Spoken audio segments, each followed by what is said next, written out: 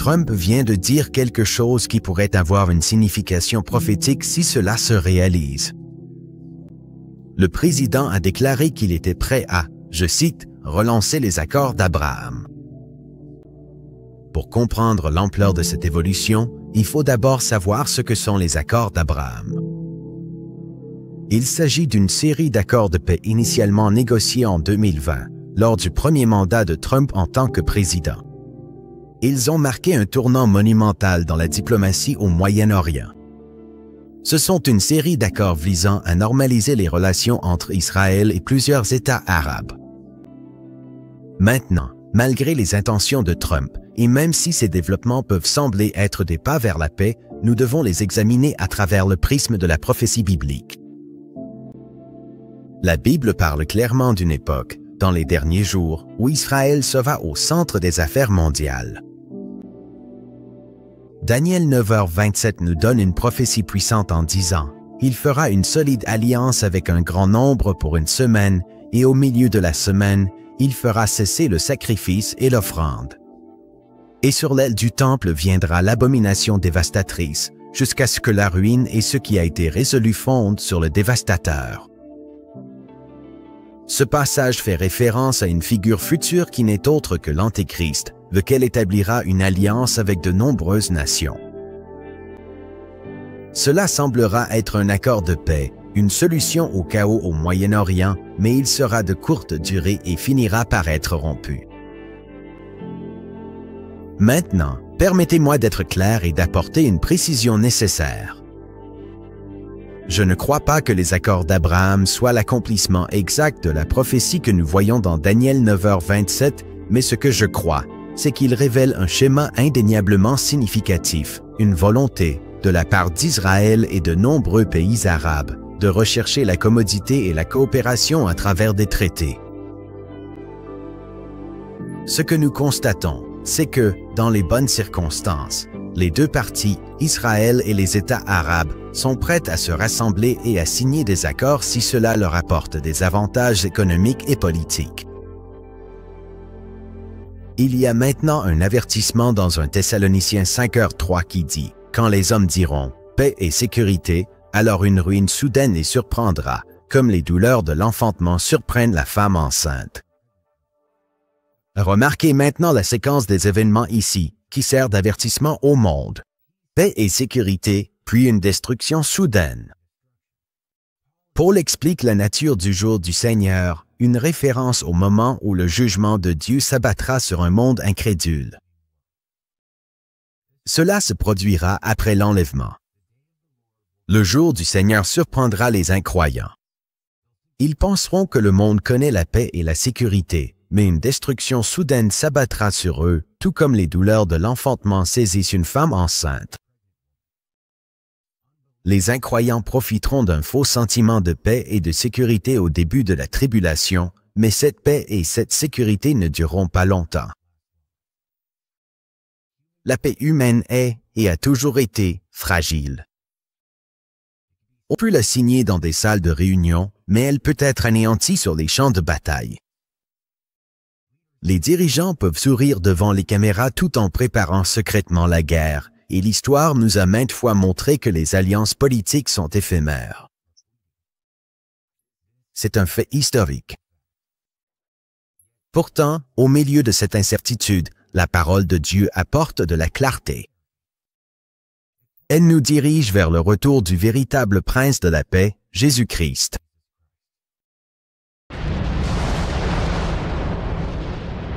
À présent, j'aimerais explorer la signification de l'Apocalypse 12h12, qui déclare « C'est pourquoi réjouissez-vous, cieux, et vous qui y habitez.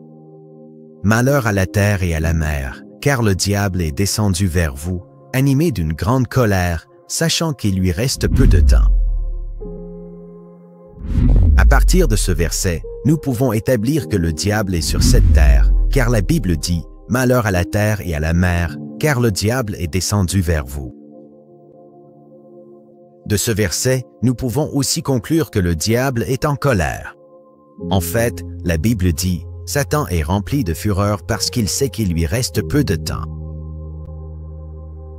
Et si son temps est court, eh bien, cela signifie que le moment du retour de Jésus-Christ est plus proche. En fait, si vous prenez du recul pour vraiment étudier et comprendre ce que dit Apocalypse 12h12, vous en viendrez à comprendre la raison pour laquelle le péché et le mal sont si répandus dans notre monde. Le livre de l'Apocalypse est rempli d'images et de symboles, et ce verset ne fait pas exception. Il parle d'une grande guerre dans le ciel où le dragon, également connu sous le nom de diable, et ses anges ont combattu contre Michel et ses anges. Satan et ses partisans ont été vaincus et jetés sur la terre, où il est rempli de fureur et cherche à semer le chaos et la destruction. L'illustration que je veux utiliser pour expliquer ce passage est celle d'un lion en cage. Imaginez un lion dans un zoo, faisant les 100 pas dans sa cage. Le lion est puissant et dangereux, mais il est confiné dans un espace restreint. Les barreaux de la cage empêchent le lion de faire du mal à ceux qui se trouvent à l'extérieur de la cage. Maintenant, imaginez que la porte de la cage s'ouvre soudainement et que le lion est relâché. Le lion, rempli de fureur, se déchaîne et attaque tout ce qui se trouve sur son passage. C'est similaire à ce qui se passe avec Satan. Autrefois confiné au domaine spirituel, il a été relâché pour parcourir la terre. Il est rempli de fureur et cherche à attaquer et à détruire tout ce qui se trouve sur son chemin. La Bible dit dans 1 Pierre 5, verset 8, « Soyez sobres, veillez. Votre adversaire, le diable, rôde comme un lion rugissant, cherchant qui dévorer. » Mais pourquoi Satan est-il si déterminé à provoquer la destruction? La réponse se trouve dans sa rébellion contre Dieu. Satan était autrefois un ange de Dieu, mais il s'est rebellé et a été chassé du ciel. Depuis lors, il mène une guerre contre Dieu et son peuple, cherchant à égarer le plus d'âmes possible loin de la vérité. Et c'est pour cela que le péché et le mal sont si répandus dans ce monde. Satan agit activement pour entraîner les gens dans la tentation et le péché, espérant les éloigner de Dieu et les conduire vers la damnation éternelle. Mais nous ne devons pas avoir peur, car Jésus a déjà vaincu Satan à la croix. En conclusion, l'Apocalypse 12, verset 12, nous rappelle que le péché et le mal sont répandus dans ce monde à cause de la rébellion de Satan contre Dieu. En tant que chrétiens, nous pouvons nous réconforter en sachant que Jésus a déjà remporté la victoire sur Satan et qu'à travers lui, nous avons le pouvoir de résister à la tentation et de vaincre le mal. Mettons notre foi en Jésus et tenons ferme face aux ruses du diable, sachant que notre récompense éternelle est assurée en Christ. Je crois que nous devons toujours être prêts pour la venue de ce voleur dont on nous a mis en garde. C'est pourquoi la Bible répète sans cesse « Soyez sobres, soyez vigilants, soyez sur vos gardes ». Alors, que faites-vous lorsque vous avez été averti qu'un voleur va venir? Quand vous savez que vous avez un ennemi déterminé à venir chez vous pour voler, tuer et détruire, que faites-vous? Eh bien, vous mettez de l'ordre dans votre maison. Et en tant qu'enfants de Dieu, nous devons être sur nos gardes parce que voici ce que l'ennemi recherche. Il veut voler. Il veut vous priver de votre joie, vous priver de votre fidélité envers le Seigneur. Il veut que vous vous concentriez sur toutes ces choses du monde, sur des choses qui n'aident pas votre relation avec Dieu. Et s'il parvient à détourner votre attention, voire même, oserais-je dire, à voler votre affection, alors il a accompli sa mission. S'il parvient à vous faire perdre votre concentration et votre marche avec Christ, alors le temps filera et, avant même que vous ne vous en rendiez compte, vous n'aurez plus de relation personnelle avec Jésus-Christ, et avant même que vous ne le réalisiez, vous vous tiendrez devant le tribunal du Christ. Alors, tant que vous le pouvez encore, faites un peu d'introspection. Tant que vous le pouvez encore, préparez-vous face à ce voleur. Faites un inventaire. Faites une évaluation des risques dans votre vie. Qu'est-ce qui occupe votre temps? Qui occupe votre temps? Tant que vous le pouvez encore, cherchez le Seigneur pendant qu'il se laisse trouver. Invoquez-le pendant qu'il est proche, car avec Dieu à vos côtés, la victoire vous est déjà assurée.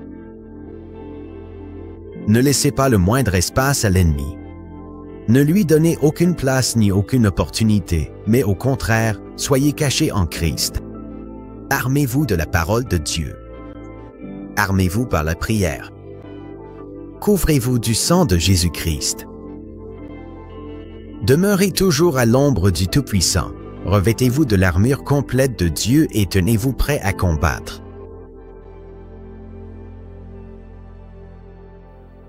La version amplifiée du psaume 141, verset 4, dit « Ne laisse pas mon cœur consentir ou tolérer aucune chose mauvaise, ni pratiquer des actes de méchanceté avec des hommes qui préméditent et commettent le mal, et ne me permet pas de manger de leurs délices, d'être tenté par leur profit. » Je crois que ce n'est pas seulement une excellente prière, mais aussi une prière à laquelle nous pouvons tous nous identifier. C'est une prière vraiment pratique et réaliste, car nous sommes tous passés par là. Nous avons tous connu des situations où nous avons glissé et été attirés par des choses auxquelles nous n'aurions pas dû céder. Nous avons tous ouvert la porte à la tentation alors que nous savions pertinemment que ce n'était pas bien. La Bible dit « Le cœur est tortueux par-dessus tout, et il est méchant, qui peut le connaître? » Vous voyez, notre cœur peut si facilement être attiré vers le mal. Pas poussé vers le mal, pas brusquement confronté ou étouffé par le mal, mais doucement, subtilement attiré vers le mal. Attiré vers lui. C'est pourquoi David a prié dans le psaume 141, « Ne laisse pas mon cœur s'incliner vers aucune chose mauvaise. »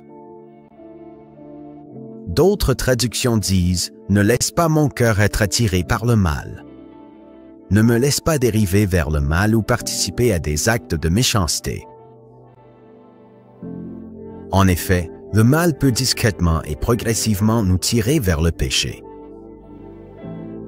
C'est subtil et rusé, et si nous ne faisons pas attention, si nous nous permettons de faire un petit pas, alors le mal nous incite à en faire un autre. Et puis, qu'est-ce qu'un de plus pourrait faire de mal? Puis encore quelques-uns. Et soudain, nous sommes tout près du péché, et il nous enferme dans un cycle. Alors, reconnaissons cela. Le mal peut nous attirer, un tout petit pas à la fois, jusqu'à ce que nous franchissions finalement la limite du péché. C'est pourquoi je vous encourage à prier exactement la prière que David a faite, « Ne laisse pas mon cœur se tourner vers le mal. » Dieu peut aussi exaucer ce genre de prière pour nous.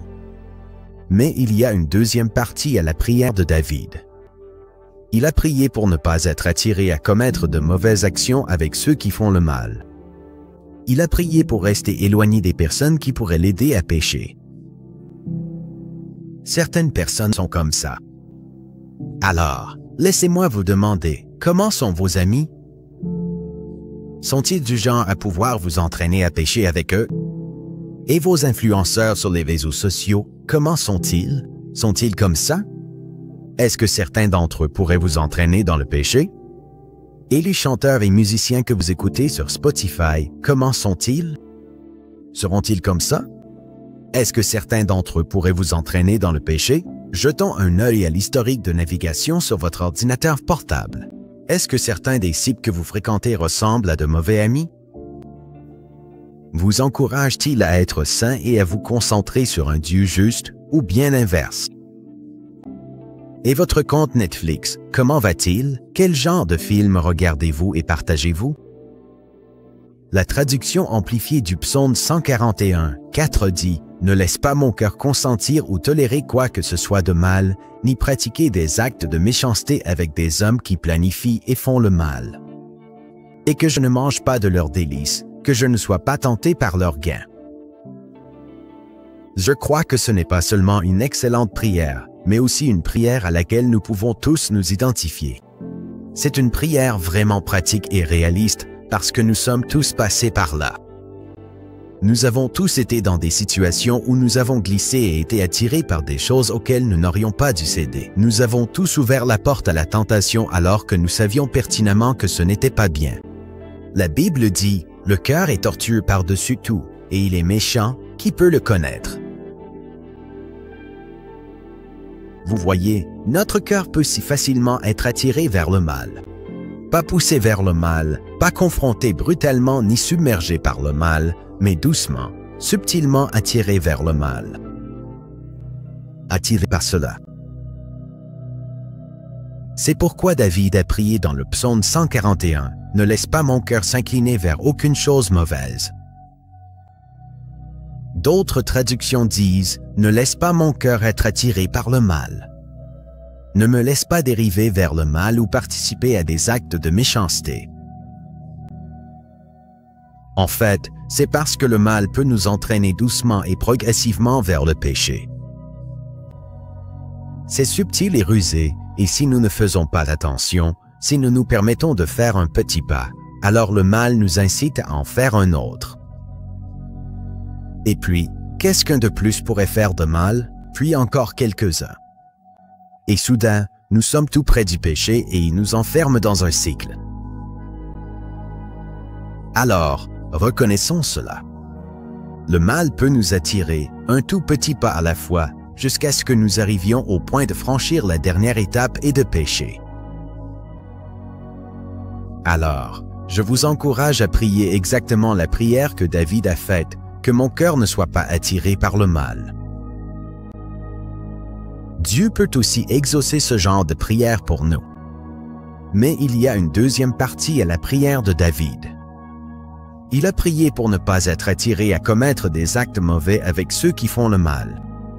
Il a prié pour rester éloigné des personnes qui pourraient l'aider à pécher. Il y a des gens comme ça. Alors, laissez-moi vous demander, comment sont vos amis? Sont-ils du genre à pouvoir vous entraîner à pécher avec eux? Et vos influenceurs sur les réseaux sociaux, comment sont-ils? Sont-ils comme ça? Est-ce que certains d'entre eux pourraient vous entraîner dans le péché? Et les chanteurs et musiciens que vous écoutez sur Spotify, comment sont-ils? Seront-ils comme ça? Est-ce que certains d'entre eux pourraient vous entraîner à pécher? Jetons un œil à l'historique de navigation sur votre ordinateur portable. Est-ce que certains des sites que vous fréquentez ressemblent à de mauvais amis? Vous encouragerait-il à être saint et à vous concentrer sur un Dieu juste ou bien l'inverse? Et votre compte Netflix, il va comment? Quel genre de film? Voici ce que Paul a dit dans Romains 7, 15-20. « Car je ne comprends pas ce que je fais. En effet, je ne fais pas ce que je veux, mais je fais ce que je hais. Or, si je fais ce que je ne veux pas, je reconnais par là que la loi est bonne. Ce n'est donc plus moi qui agis ainsi, mais le péché qui habite en moi. Car je sais que rien de bon n'habite en moi, c'est-à-dire dans ma chair. J'ai bien la volonté de faire le bien, mais je n'en ai pas la capacité. En effet, je ne fais pas le bien que je veux, mais je fais le mal que je ne veux pas. Or, si je fais ce que je ne veux pas, ce n'est plus moi qui le fais, mais le péché qui habite en moi. » Paul a clairement lutté avec ce problème du péché, tout comme nous tous. Bien qu'il ait été puissamment utilisé par Dieu, il était manifestement humain. Il avait clairement des défauts et des faiblesses. Sur le plan personnel, Paul écrit à propos de certaines des mêmes frustrations auxquelles je fais face aujourd'hui, car parfois, je peux être mon pire ennemi dans ce combat contre le péché. D'un côté, je sais ce que je veux faire, ce que je devrais faire. J'ai le désir de faire le bien, mais à cause de ma chair et de ma nature charnelle, il m'arrive parfois d'échouer. Parfois, je tombe et je pêche. Alors, que devons-nous faire en tant que chrétiens? Nous faisons tous face à ce combat. Le péché ou la sainteté? Le péché ou la justice? ma volonté ou la volonté de Dieu, l'orgueil ou l'humilité, la large route ou la route étroite. Eh bien, saints, voici ce que vous devez savoir. Le Seigneur est miséricordieux. Il fait miséricorde à ceux qui se repentent. Personne n'est parfait. Nous échouons tous d'une manière ou d'une autre. Mais voici le signe que vous grandissez en tant que chrétien. Lorsque vous luttez contre le péché, lorsque vous en arrivez à un point où vous ne trouvez plus aucun plaisir dans le péché, c'est un signe clair que votre foi est vivante, que votre cœur n'est pas endurci. Parce que si c'était le cas, si vous étiez spirituellement mort, vous n'auriez aucun problème à pécher. Alors, je vous encourage à vous appuyer sur la grâce de Dieu. Comptez sur la force inébranlable et la puissance infinie du Seigneur pour vaincre le péché sous toutes ses formes insidieuses. Et la première étape cruciale et fondamentale pour triompher véritablement du péché, c'est toujours la repentance sincère et profonde, un acte essentiel de reconnaissance de nos fautes et de retour vers la grâce divine.